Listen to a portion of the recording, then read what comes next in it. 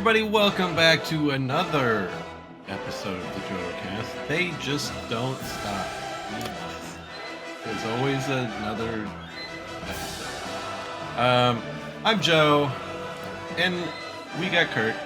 Hey! And Leo. Hello. And this week, I say that like this is a weekly thing. This evening, we are coming to you with reports about Star Wars Unlimited. Good news, I think. There's a new set out. Whole new set. All new cards. What? If you haven't heard about this. I was just playing with my set 1 cards.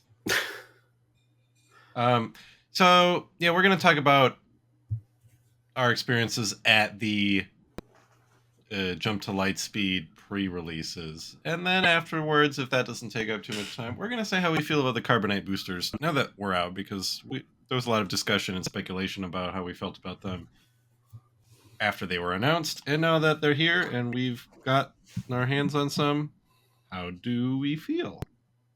But let's start with pre-release events. We all went to one pre-release event, right? 2. I went to 2. I went to 2. Oh, okay. I've got a third one tomorrow. I went to 1. I've got another one I'm planning on going to this next weekend if the weather isn't bad. So it's after release then, so it's no longer a pre-release. A post-release. There you go. Yeah, But using the pre-release kits still, I assume. Right. It's pretty sketchy stuff. Yeah, as long as it's some kind of release, it's, still feels good. My pre-release then, since I went to fewer of them, I'll go over mine. Bethany and I went, and I ended up running Vader Red, and Bethany ended up running Luke with Colossus base. And Colossus seemed pretty good in pre-release. What's that one do again? It's 35 health, but you can't you draw one fewer starting card. Okay. Yeah. Seems tough, but it worked for her? It definitely... Well, I won both of our games. The pre-release I go to, they tend to do, like, best of 3s. I don't know, past pre-releases I've been to, they're like, let's do a bunch of best of 1s, which I think is fine for a pre-release. But, yeah, that was fun. Luke was interesting and tough, but I ended up going with Vader because I pulled 2 Victor leaders, a Victor 3 buddy, a Victor 2 bro, a bunch of like first order TIE fighters of different types, the Kijimi patrollers. So like a turn 1 Kijimi patroller, and then like a turn 2 Victor leader, and then if they didn't kill your Kijimi patroller, you can hit with it and use Darth Vader to make another TIE fighter. You very quickly have a lot of bodies on the board that, because of Victor leader, are twice as strong as they would normally be, since they're all like 1/1s. So that helped a lot. And I managed to prevent Bethany from getting like fighters on the board for Luke.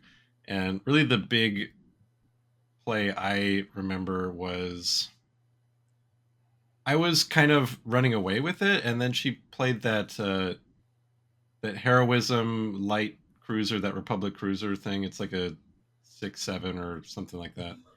I forget what it is. There's a big ship. And then she put Luke on that because that was her only choice. And I go, okay, well now Luke is swinging for like 10 or something. And in like 2 turns, she's actually going to win. And I can win soon, but because all of my guys are tiny, it takes me way more turns to do it. And then she put down a Sentinel, the Carillion freighter. Mm-hmm. And I go, well, now it's going to take all of my guys, because they're all just little guys, to get through the Sentinel.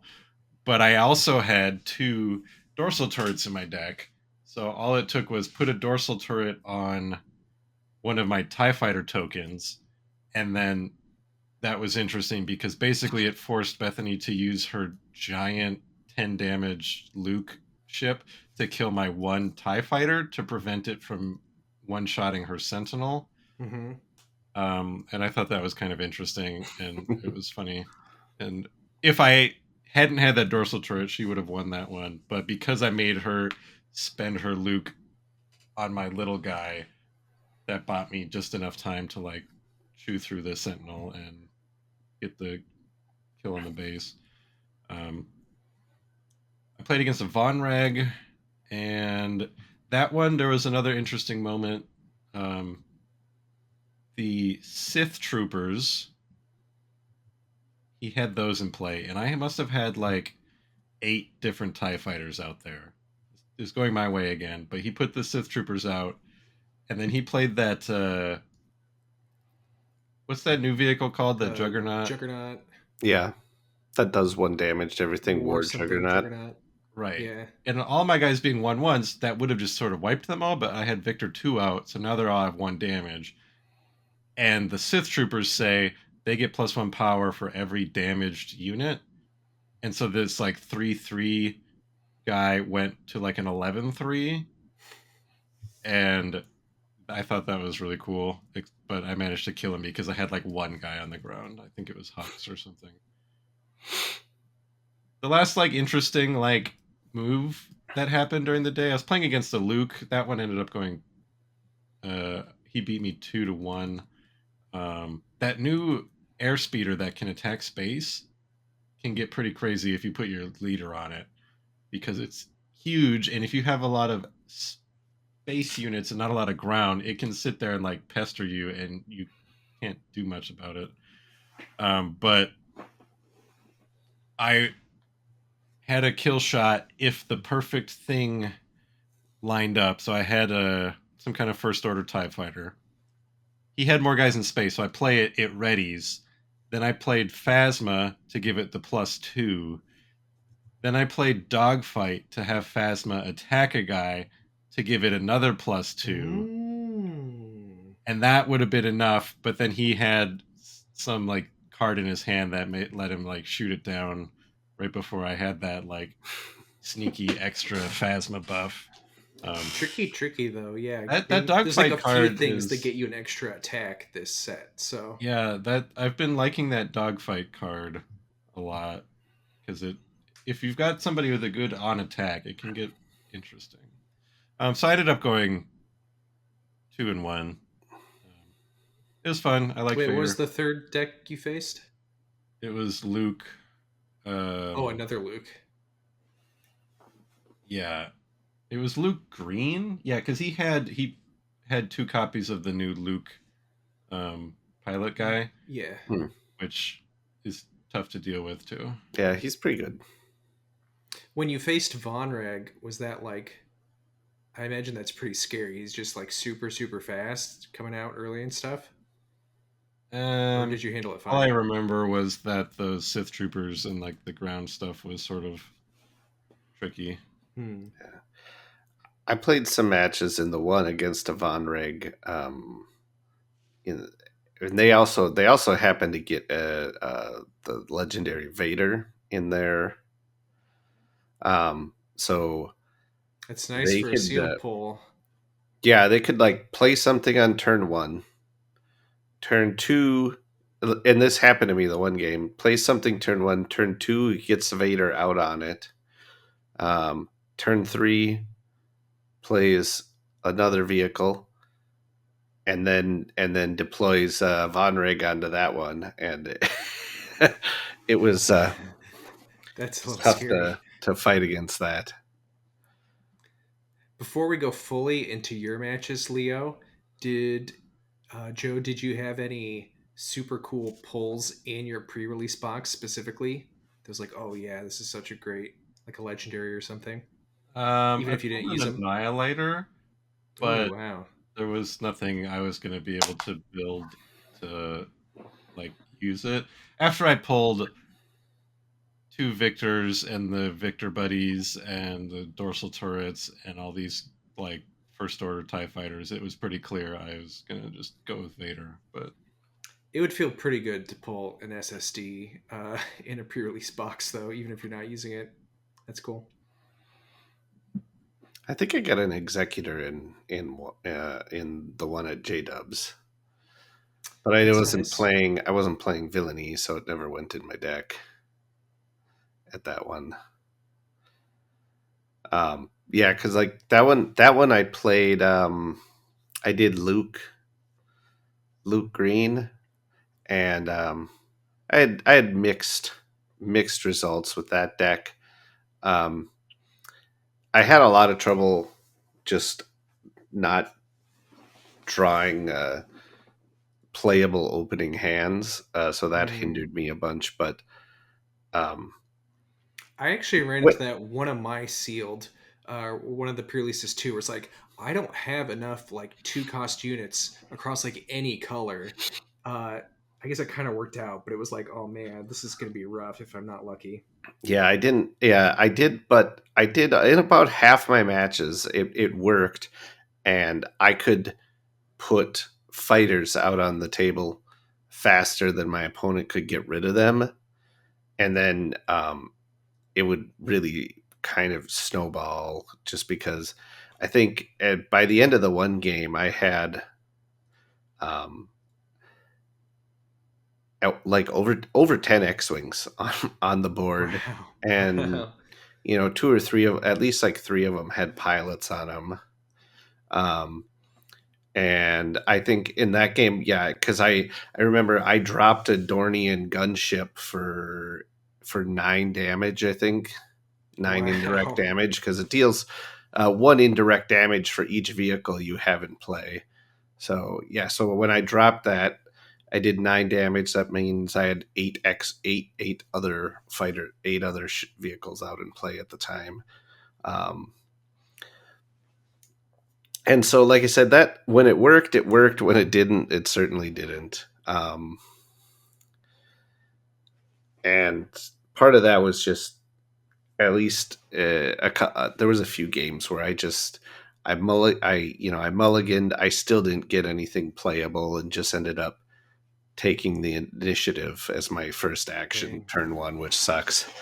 Um, I did better at the other event, the one at Paradox, um, and that one I played Boba Green, and um, I multiple times won matches because I happened to get um, two turbo laser salvos Wow. in my packs. I got a standard and a hyperspace one, and I had both of those in there, um, and it just would make for a really good unexpected board wipe when Yeah, because that one's like do yeah, damage equal to it's the power of a friendly space unit. You deal it to every enemy unit in an arena. wow. Um, if you've got a 5 health thing and they've got a bunch of guys on the ground, it goes 5 damage, 5 damage, 5 damage. yep, Okay. That's and crazy. just yeah. So I mean, it's not always an actual board wipe, but if you use it on if you have a vehicle with uh, a pilot on it, like a lot of times, you deploy your leader onto a vehicle and then slap salvo out on that. It's usually a board wipe for most stuff. Um, and so yeah, I won at least 3 games just because they thought they had me set up for the kill, and then I wiped their whole board, and um, then was able Hard to to come turn back things from that. around after that. Yeah. Um, Boba's really interesting. Just that one extra indirect damage um, really adds up over time, and especially if you can get like I unfortunately only pulled one, but when I did actually get him out in play, it was always nice to have What is it, like the head hunting aggressor, the something aggressor? It's like the generic Oh IG yeah, Oh yeah, that's aggressor class ship. Hunting aggressor, maybe, I I don't think remember. so. Uh, Yeah, but pump but up it your aggressive increases aggressor. damage. it increases indirect damage dealt by one.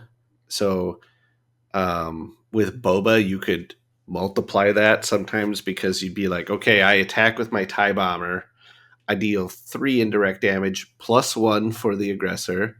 And then I use Boba's ability to deal 1 more plus 1 more from the aggressor.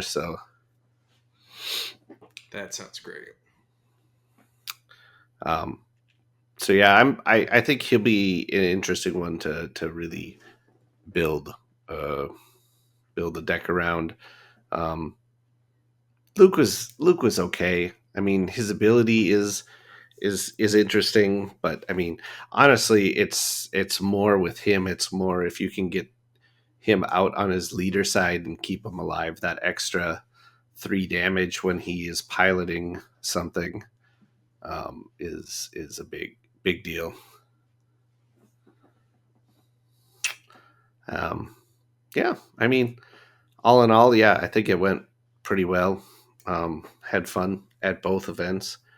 Our stores did some prize drawings for everyone who attended the events, and I won nothing at those, so boo for that. Yeah. How about you, Kurt? I had a lot of fun. I ended up going to Friday night one and Sunday. Friday was like for sure over 20 people, right? Leo, I forget the exact count, but Yeah, I think we had 6 or something. we either had 22 or 25. Okay. Yeah. Um, It was a really good turnout. because I know we did have one buy, but it was over. There was over like um, at more than 5 separate matchups. So Yeah. There's a lot of people there. It was cool. People were excited. For that night, I ended up doing Vader Red. I kind of went in hoping I could do like Wedge or something, but I didn't have any cards that really worked with any of the leaders I got, and so Vader was kind of the default. It was like, well, this will work with what I have at least. I had like maybe like 3 pilots or something, so Wedge wasn't going to work. And I didn't have anything cool like Victor leader or any Victor wingmen or anything. So it's just kind of Vader. The one thing that worked well with Vader for me was the clone combat squadron, which is like some Y wings that get +1/+1 for every other space unit. So with Vader pumping out the ties, that will suddenly get very strong very fast. And then you could put Vader on it, right? And then he puts more ties out when he comes out. So that was great. Um, I think I got it up to 11-11 one of the matches. wow, nice. Yeah, with all these things that spawn extra tokens and stuff, like it goes crazy, and it gets hard for them to wipe stuff like that out. So that was really good. Other than that, I didn't have any specific cards that really worked well with it. I did not pull any legendaries in that box except for Death Star plans.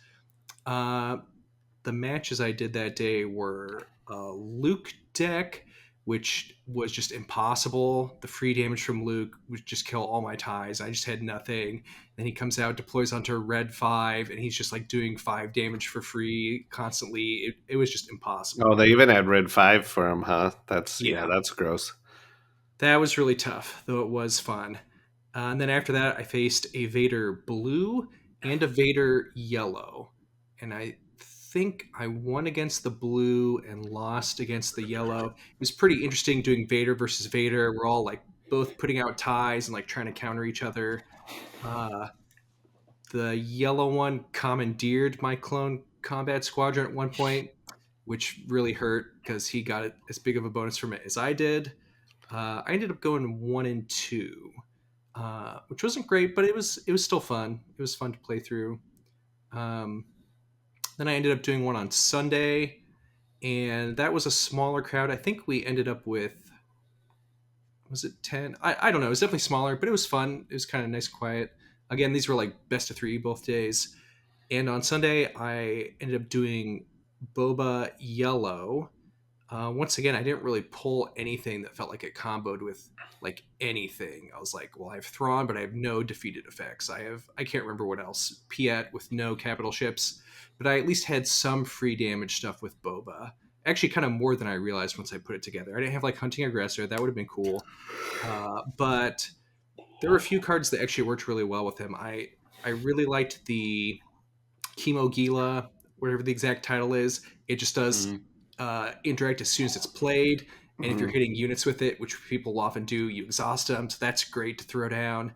I I have was putting a in that a lot. I've got a hyperfoil of that, and it's like I think my favorite hyperfoil of all the cards this set because it's got this like purple background. Mhm. Yeah, It's pretty cool looking.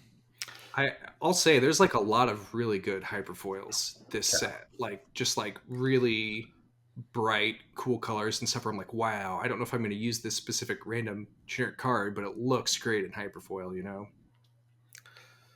Yeah, there's I liked did you get any twin laser turrets? Like that works.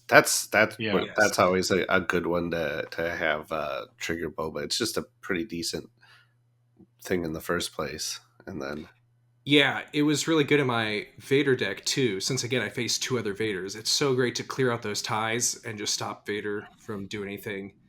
But it's nice against other stuff too, and definitely nice in Boba to get that extra damage off. I kind of liked the Gorilla. I can't remember what it's called. It's another one that deals indirect damage when it's played. It's not like great stats or anything, but getting a unit out and doing indirect damage on played is really nice for triggering Boba consistently. So overall, that deck worked pretty well. I went 2-1 on Sunday, which felt pretty good. I faced a Vader. Did I face a Vader? I think I did. I faced another Boba. I faced a an Admiral Piet. Um, and overall, it worked out pretty well. Another random card that I liked in both of my decks was uh, like the Insurgent Saboteurs that comes out on 6, and when it attacks, hmm you can remove an upgrade. That also was used very well against me. yeah. Um, They just look into the sky and go, "That guy dies." yeah, Vader +5/+5, get him out of there. see, I had those in my decks, and but like for me, the way my games were going is I never once used its ability because by the time I got it out, the game was over one way or the other. Um, Yeah, it does come or out it a just got killed little late. immediately. It does come out a little late for those the way the sealed matches were going for Yeah. me. I Uh, mean, now if you could put it in like an ECL deck and just ambush it out and then kill something, I mean that or timely intervention it, when you're playing green in a constructed environment, it's going to be pretty awesome to. yeah, yeah. It depends on the leader you're facing for sure. I mean, Von Red would come out so early. I don't see it being super useful there. But and it wasn't useful against Luke, obviously, who's immune to it. But using it against Vader, it was it's happening the next turn. But if you can keep him from doing a second attack, that can be really huge. And it's kind of tough when you see it across the board. You're like, oh, am I just going to deploy to ground? I guess that feels less bad with Vader. I think he has like pretty decent ground stats, Yeah, and oh maybe yeah. you don't need his two free ties anyways, right? But like Boba, it's like I need to deploy Boba into a vehicle and get that free damage off to clear some enemy stuff out, right? So, um, yeah, I think that's pretty much how everything went on Sunday for me.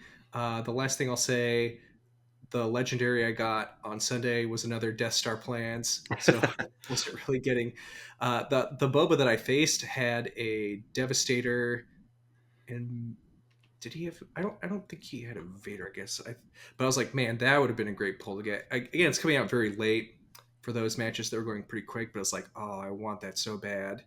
I did not get a Devastator though, but was a lot of good matches. It was fun to actually get my hands on the cards and actually start using them and start to put some things together, because it's like before that, it's just kind of like all completely abstract. So, Hmm.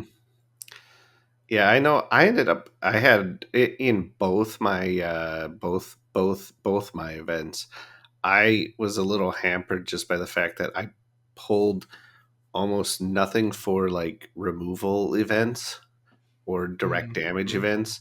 Um, the one day I was sort of able to like mitigate that just by the fact that I had that um, those salvos, those turbo laser salvos. So like if I could sort of keep things together until I could play that.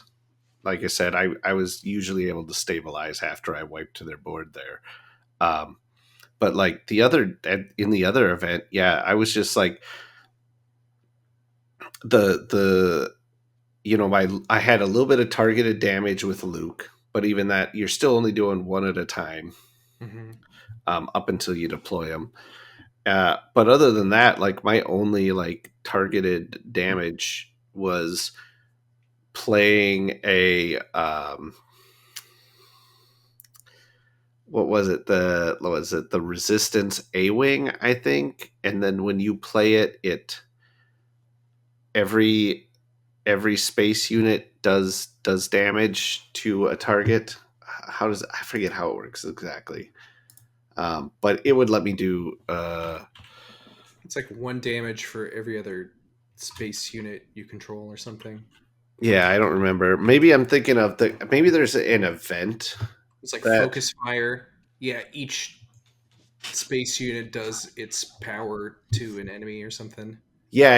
yeah. And then the A wing is deal damage equal to how many friendly space units you have. So anyways, those were like the only two things I had. And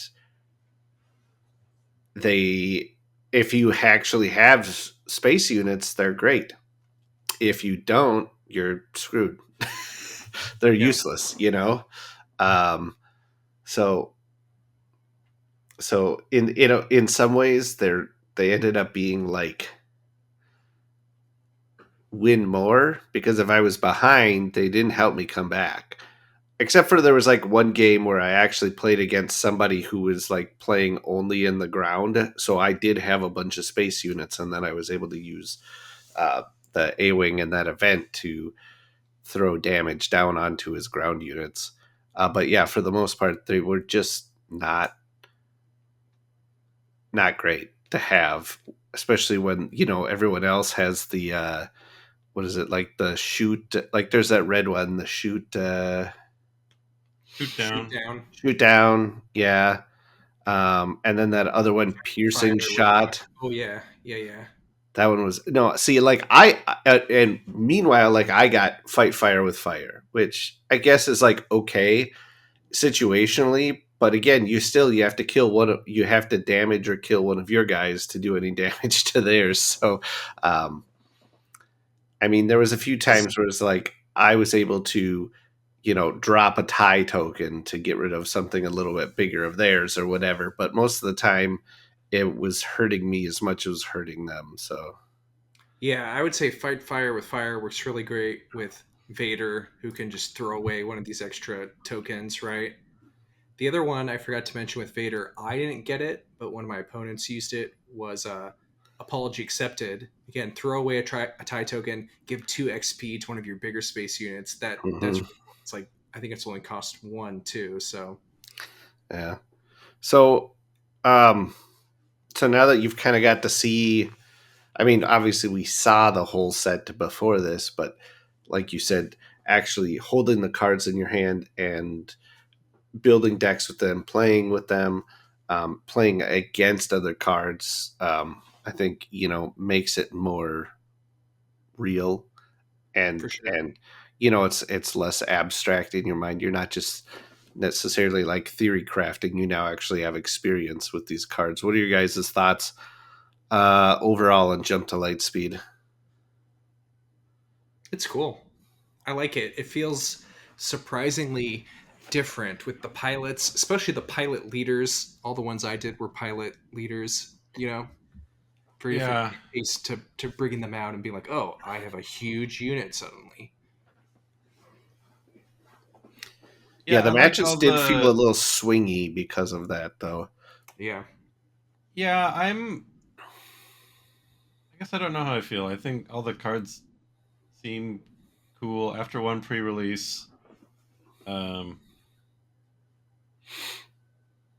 it's interesting. I think it's going to take me longer to decide how I feel about everything with this set. I like all the new mechanics. This is going to be a matter of playing enough games to see if how swingy things feel or how uh, interesting it is to try and counterplay certain big pilots. Like if you put Vader on a ship and then give it overwhelming barrage, that's like it's a lot easier now for green villain pilots or green villain players to have a very large unit to put overwhelming barrage on. So yeah. that's uncool. It's gonna be Yeah, but at the same time, it's also easier for you to have bigger units that will withstand the damage from the overwhelming barrage. That's not that doesn't units don't survive that.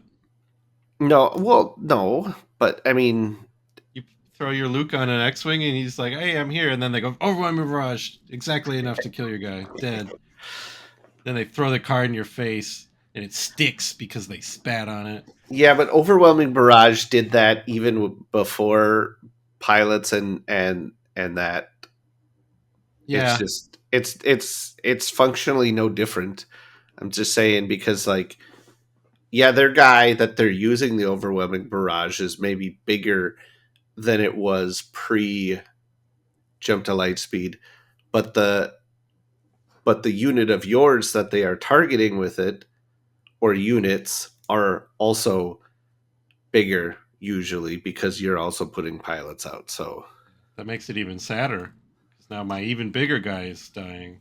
for me. I think the biggest thing in constructed like that is just having the pilot counter things ready to go. Because if they deploy this fader and they're about to overwhelming barrage it, you just have to have a fang fighter or something immediately take their big guy out. You just have to like save those up. Yeah, it's And that's one thing I'm really curious to see. I really liked the pilots and stuff in sealed where it's like a really there specifically built are role, like counterplay to upgrades, but they're not like because it's sealed.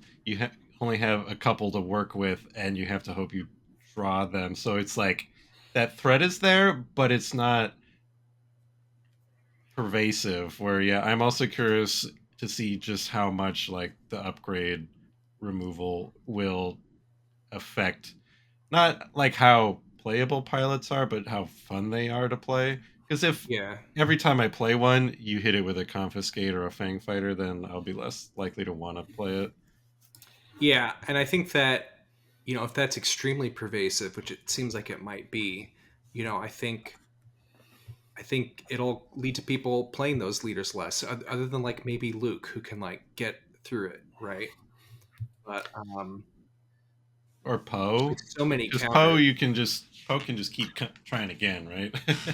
yeah, but he yeah. doesn't bump it up that much either. So I really like the just of decks I've played with against looked at the rebel ships and like generic rebel pilots I just find very charming and fun and want to make decks out of, and same with the bounty hunters. I don't know if they're good, but I want to make a Boba deck that has like the Dengar pilot, the IG-88 pilot, the boss, because they seem, I don't know, having their ships around and then those units seem fun because like they don't seem like they're a bad idea to throw on the ground half the time either because their pilot and ground unit stats are so different.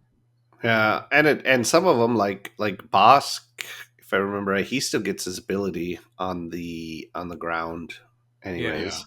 yeah, Um, yeah. So you feel less bad about it. And it's really nice when you have those pilots that really combo with a ship too. You know, like the generic pilots that give you +2 +2 or whatever, like that's fine, but it's not really different from some other upgrade. It's so cool when you get a cool ability and you're like, oh, and now, Iden works with the Corvus and stuff like that. That makes it feel so much more fun than Yeah. another upgrade. Yeah, I've Speaking been of working in one of my matches during the pre-release, I actually had somebody put Rio onto the Rampart, which Oh, then gave it that extra +1 it needed um, look at that. what do you know? Wow. to actually be able to I'll take ready that an off my attack. sideboard. So Sorry. Yeah, I mean I think that's like the thing I like about it. It's like all these ships are cool, even if, it's not like all the stats are the most amazing, most powerful card ever, but it really feels like, oh yeah, that is that ship. It does do that cool thing. And oh yeah, I can put the pilot who goes in it, or sometimes you have a different pilot, it's like, oh, Bosk is in Dengar's ship or whatever, vice versa. But it's like, I don't know. It's fun. It feels very, very Star Wars to have pilots jumping into all these And ship. I think it's a little surprising when you throw a pilot on a ground unit vehicle and people Yeah. go, oh crap. Because now, Luke is in that airspeeder or Luke is, in some really, the war juggernaut or something. And it's like, oh, that's a big thing that Yeah, I not deployed Boba into an occupier siege tank one time, and it's like, wow, that is a big tank now. And it's like, you got to kill it in one go, or it's going to get really, really big. And sometimes they're okay to deploy to ground too. One of the Vaders I faced deployed his Vader to ground, and I was like, oh, yeah, he does like, I forget, like 5 or 6 attack or something, and it's like, yeah, that he's not getting free ties, but he doesn't really need them. I'm not blocking him on that side, so yeah, you you'll can just. probably see that even more in constructed when people can have a lightsaber around for them if they need it. Ooh, good point. Yeah. yeah, so I'd say overall I'm I'm happy with how the pre-releases all played out. It was a fun set to play. Um, I think draft wise, it's going to be more fun to draft than I found Twilight to be. Hmm. I What like what makes you say that? I guess. um, just that I think it's going to be easier to I think find themes to draft around. I don't know. Personally, I had a hard time drafting Twilight, um, just because like there was themes in the set, but I just don't think that they worked very well for limited. Like trying to build up clones and coordinate or whatever. They didn't work well. I mean, you could obviously there is stuff you can draft that works with Twilight. I just didn't enjoy it much and found it more difficult to draft than say like Shadows or like I think this is going to be um, just because I feel like there's a few stronger themes running through the whole set. Well, gonna find out at Adepticon because I'm doing, I think, at least 4 draft tournaments at Ooh, Adepticon. Wow. nice. I'm excited about.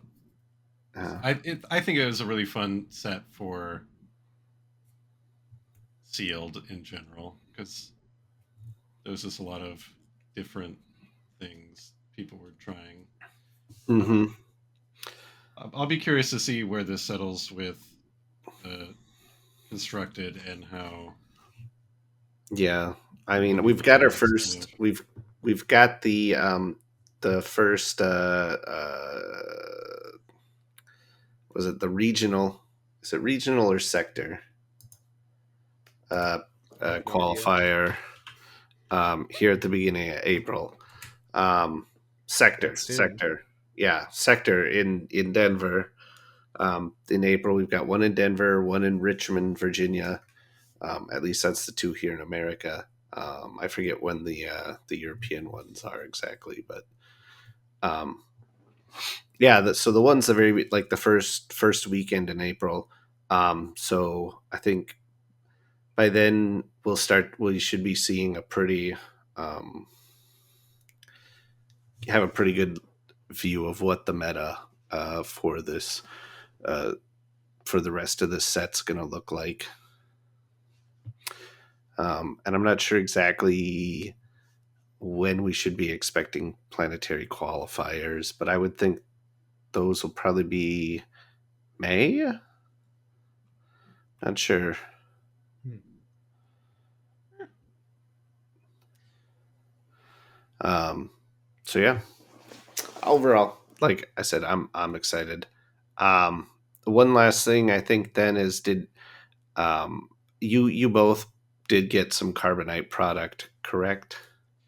Yeah. So Yeah, I I got a box. watched you open yours on our live stream. People can go back and watch that if you want. It should be on our YouTube channel. Leo opening 3 boxes of those, and I was sitting there watching that on lunch, and I was like, I want to do that.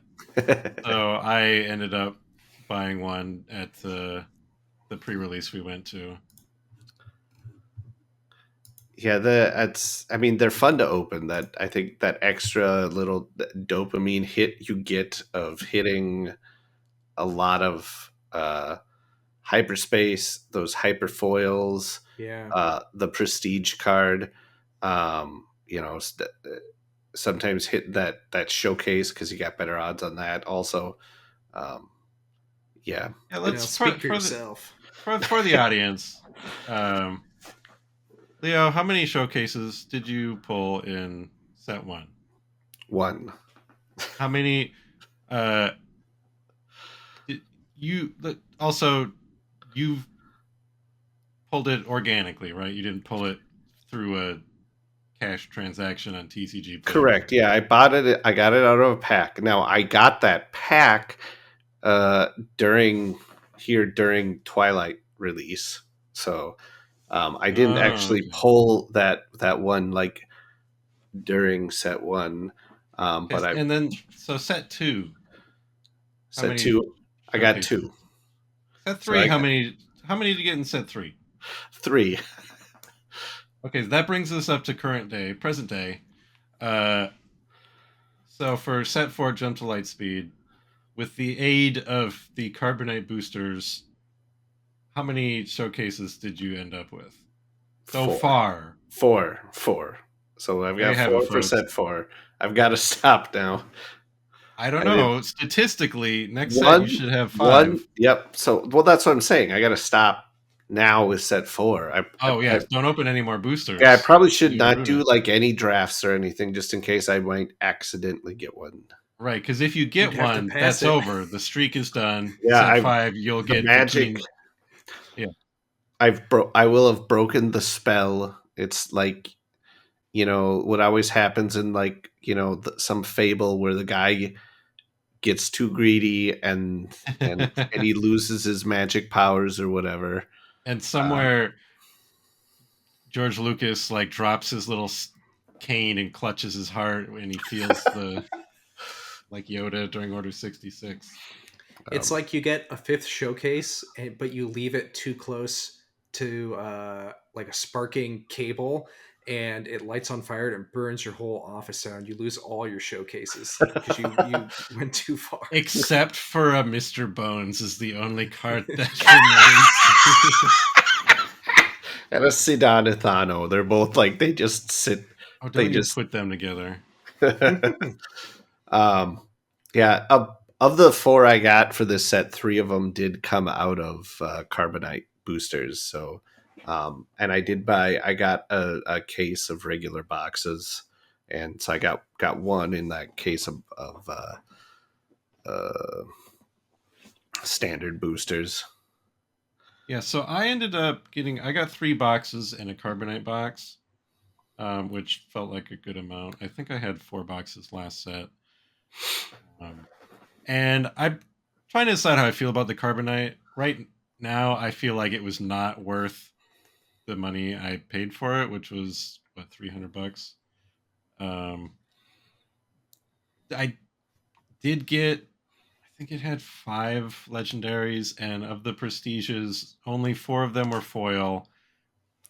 And none of them were like the ones I was like really hoping for, so it all like sort of felt even the legendaries I got were like executor twice, which is like I don't need two executors to be honest, but I'm probably gonna end up trading one for Speak something. for yourself. I think So it's tough, and this could be like a whole side discussion too if we wanted. It's tough, like forming these expectations, consciously or subconsciously, about what you could get, and I think that's especially true of the Carbonites too, right? So I really like the Carbonites, at least like getting one box. I don't know that I want to keep buying lots and lots of them because that'll like get expensive very fast, Mhm. but like you said, it was like, oh, I'm getting all these hyperspaces and hyperfoils and stuff. So even the commons I'm getting, I feel better about. I'm not immediately right, throwing them away. And I that's love the prestiges. But yeah, if you don't get the prestige you want, then it does feel yeah, bad. that's the thing is like it was like oh maybe spent too much on this, but also 100% of those cards go in my binder, whereas like after three boxes of regular stuff, most of those are just going in the extra bucket that is essentially garbage that I'm not willing to put in the trash can. Um, Yeah. so in that regard, their Carbonite's way more worth it because none of those cards, unless it's a foil of a card I already have three foils of, you know, those are all being usable. But I think also there's some sort of like this.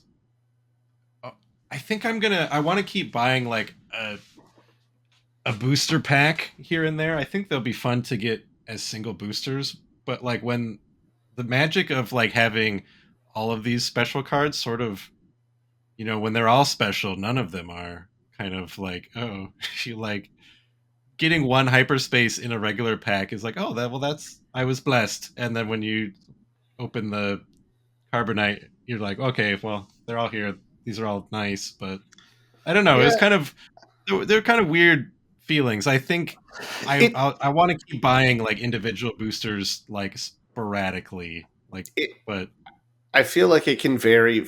It really varies from booster to booster. I mean, and you get this a little bit in standard boosters, but I feel like you can get those cool, exciting hits way more often in the Carbonite, obviously, because I mean, it's not unusual to have packs with uh, like 3 to 5 rares in them, or a couple mhm. legendaries.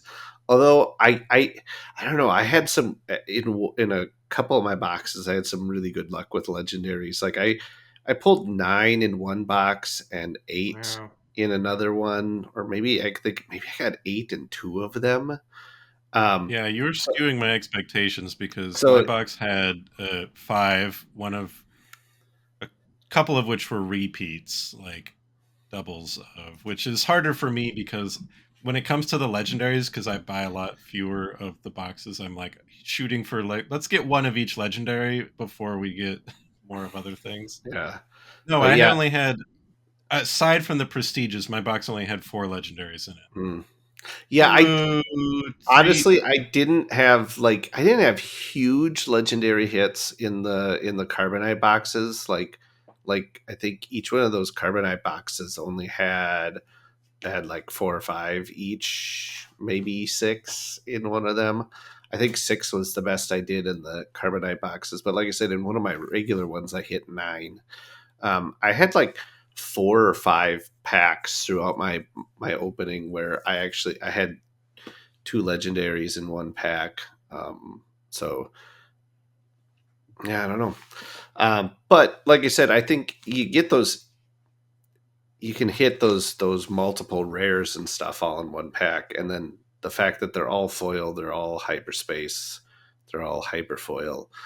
Um, Yeah, I don't like know. It after feels good, especially for a person like me who likes to collect all those variants of all that stuff. right, and like after getting my initial boxes, buying a random booster at the store is fun, but almost always feels like I wasted my money because Yeah. like, oh, I already have four of that rare and I don't need any of those other cards. Yeah, But buying a random Carbonite booster will like 99% of the time not feel like a waste of money. So maybe for me, feeling like buying the box was a bit much, but buying a random booster here and there after I've already like mostly sorted the cards I need for the set, I think will be a lot easier than. Yeah, I would say with the showcases and the foil prestiges I got and stuff, I will have probably. I mean, depending on where these particular showcase prices end up shaking out at, probably it will have gotten my money out of the boxes. Um, Are you gonna sell them? well, no, I don't intend to sell just, them. That's so. just to feel better about Yeah, just yeah. to tell myself that but I still feel like I probably spent a little more than I should have. But I mean, um, I will say there was a lot of excitement for the Carbonites locally at the yeah, pre-releases. It was all anyone wanted to talk about, and there were several people who were going and buying Carbonites between rounds, like every round. It was like very addictive for certain people. So I bet the store is like making bank off of those. You know, Yeah, and for the better or worse or ones whatever. But people love them. the stuff I did end up with, I think I've already got a couple trades lined up to because at the moment I've decided I'm going to try and focus on from the collecting front. Just I want the fancy versions of various Spectre cards, and I'm going to try and trick out my Hera deck as much as I can. Obviously, that doesn't mean I don't like the other fancies, but when it comes to like trying to line up trades, that's what I'm shooting for. And um, so I think I've got some good stuff that I'm not as interested in, but people who pulled the Spectre cards are more interested in. So we've I'm working on some deals got lined up already. Like, oh yeah, I'll give you a black one for a Phantom. yeah, Just I hit two foil chimeras, so um, and three and then I got three non foil ones of it. So um, the other question I have I'm is, thinking of building or of trading one of my showcases to see if I can get a Thrawn showcase and then building a blinged out Thrawn deck. It's just a matter of which one of my four I want to get rid of. well, for the folks at home, which four did you get? I got Wedge, Poe, Von Rig, and Kaz. And like Kaz and Von Rig, I don't care too much about because they're resistance, and I just didn't like that show. And I Oh, was in extra, that show. huh? Oh, was in that show. Yeah, but he's not from that show. Um, I feel like you got to keep Wedge. I've of those four, that is the one that is the coolest looking to me. Mechanically, I don't know which one yeah. is the most See, appealing. yeah, see, that's the thing is like I don't care about Kaz at all, but also like I feel like a Kaz red aggro deck might end up being really pretty good. So I don't necessarily want to get rid of it either because I might end up playing that uh, Well, that, for some maybe events. that means you'll just have a Yeah, spicier trade yeah, and that's it. option. And that's the other thing to consider. If I hold on to it and he does become meta, then I might be able to trade him for like Thrawn plus some stuff. Although I think Thrawn I think is going to hold value as far as a showcase just because he's Thrawn.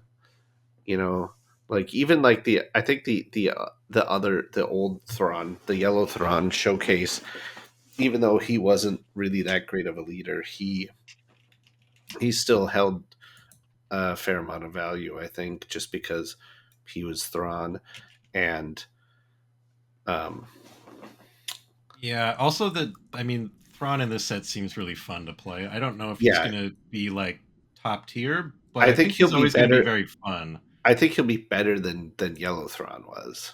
That's And not a hard thing to do. well, Yeah, I mean, I think for constructed, people are going to build some really cool decks. You're going to see all this like when defeated heal stuff. That's going to be it's going to feel like the new Boba Fett or new boss. Because what I was thinking, I need maybe. to. Maybe I should tinker with a Thrawn deck. Right now, obviously, I'm trying to refine my Hera deck, but other than that, I really want to make a Rebel Fighters deck work. Um, but I do have like the Shadowcaster is one of the legendaries I ended up with three of, and which is like, well, maybe I should build something around that. And it seems like it's most suitable to a Thrawn deck because it's Hmm. sort Yeah. of just redundant with his abilities. So maybe I need to make some kind of Thrawn deck where But yeah, I if you can find the right when defeated to trigger 3 times off a Thrawn and the Shadowcast, or even 4 times if you play the Chimera and get to play another one for free, right? Then you're like, I don't know, you could heal like double digit damage and I don't know, do crazy stuff, spawn some units. It'll get crazy, I think. yeah, I assume Thrawn is probably best with red, but I always just think of uh unrefusable offer because I think I was the only person who thought that card was fun because it's just that's a great card for taking your opponent's when defeated abilities. So if Thrawn's the meta and I'm playing another Thrawn, now I'm getting extra when defeated because I'm taking yours too with that no whatever that there's that rare card that does something similar to Glory something. glory hole. Yeah. I think there's a Yeah, lot of no, good no like glory, only results. right.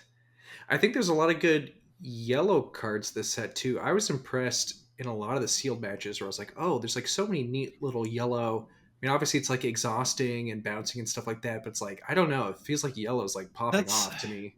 that's honestly so been You say tinkering that with like it hadn't been in other Well, sets. I just felt like I really noticed it this weekend. Makes me want to build Hero around red yellow. yellow is always been like sort of my favorites, but I've since I'm going back to trying making like a Y-wing themed rebel fighter deck. Before I had done that with red green, and this time I'm leaning red yellow with a Luke leader because there's that new torpedo barrage card that's just 5 indirect damage. And so with yellow I can have that and I can have swoop down without the aspect penalty.